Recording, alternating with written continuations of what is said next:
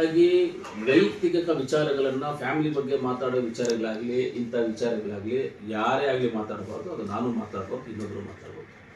ಜನಗಳಿಗೆ ನಮಗೆ ಓಟ್ ಹಾಕಿ ಕಳಿಸಿರೋದು ಏನಕ್ಕೆ ಅಂದರೆ, ನಾವೆಲ್ಲರೂ ವಿಧಾನಸೌಧಕ್ಕೆ ಹೋಗಿ ಸರ್ಕಾರದಲ್ಲಿ ಮಾತಾಡೋಕ್ಕಾಗಲ್ಲ.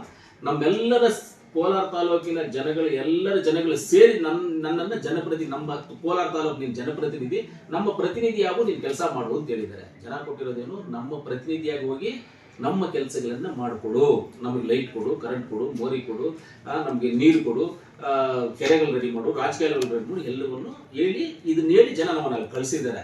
ಅಲ್ಲಿ ಹೋಗ್ಬಿಟ್ಟು ನಾನು ಇನ್ನೊಬ್ಬರು ಫ್ಯಾಮಿಲಿ ಬಗ್ಗೆ, ಇನ್ನೊಬ್ಬರ ಬಗ್ಗೆ, ಅವ್ರ ಬಗ್ಗೆ ಮಾತಾಡಿದ್ರೆ ನಾನು ಬುದ್ಧಿವಂತನೂ ಅಲ್ಲ, ನಾನು ಲೂಸ್ ಅಂತಾರೆ, ನನ್ನನ್ನು ಲೂಸ್ ಅಂತಾರೆ.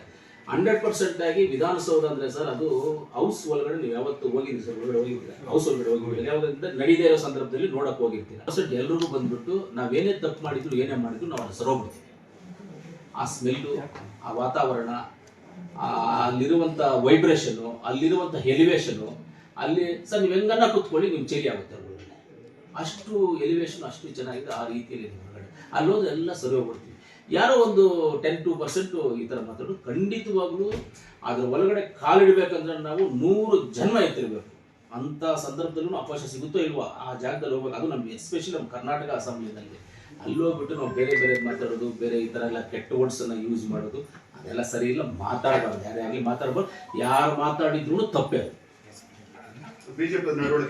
ಈಶ್ವರಪ್ಪ ಸಾಹೇಬರು ಮಂತ್ರಿಯಾಗಿದ್ದಾಗ ಅವ್ರು PNO ಯಾರೋ ಇದು ಮಾಡೋದು ಸತ್ತೋದು ಅಂತ ಹೇಳ್ಬಿಟ್ಟು ಅವತ್ತು ನಮ್ಮ ಪಾರ್ಟಿಯವರೆಲ್ಲ ಧರ್ನಾ ಮಾಡಿ ಎಲ್ಲ ಮಾಡಿ ಈಶ್ವರಪ್ಪರವ್ರನ್ನ ಅವತ್ತು ರಾಜೀನಾಮೆ ಮಾಡೋ ಮಾಡೋದು. ಇದು ಅದೇ ಸೇಮ್ ಅಷ್ಟೇ, ಅದೇ ಥರ ಮಾಡ್ತಾ ಇದ್ದಾರೆ ಅವರು ಅಷ್ಟೇ. ಅವ್ರೇನು BJP ಅವ್ರೇನು ಸ್ಪೆಷಲ್ ಆಗಿ ಏನು ಮಾಡಿಲ್ಲ ಪಾಪ. ಯಾಕಂದರೆ ನಾವು ಯಾರ ಮೇಲೂ ಆರೋಪಗಳು ಮಾಡಬಾರ್ದು.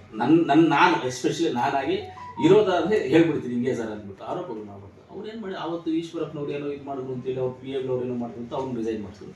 ಇವತ್ತು ಇವರು ನಮ್ಮ ಇವ್ರದ್ದು ಏನೋ ವಿಡಿಯೋಗಳು ಎಲ್ಲ ಈ ಆಡಿಯೋಸು ಎಲ್ಲ ಬಂದ್ಬಿಟ್ಟು ಸಬ್ಮಿಟ್ ಮಾಡಿದ್ರು. ಅಶೋಕಣ್ಣವರು ಎಲ್ಲ ಸಬ್ಮಿಟ್ ಮಾಡಿದ್ದಾರೆ. ಆ ಬೇಸಿಸ್ ಮೇಲೆ ಮಾಡಿ ಅಂತ ಹೇಳ್ತಾರೆ. ಅದನ್ನು ಸರ್ಕಾರ ತೀರ್ಮಾನ ತಗೊಳುತ್ತೆ, ಏನು ಮಾಡಬೇಕು, ಏನು ಮಾಡಬೇಕು.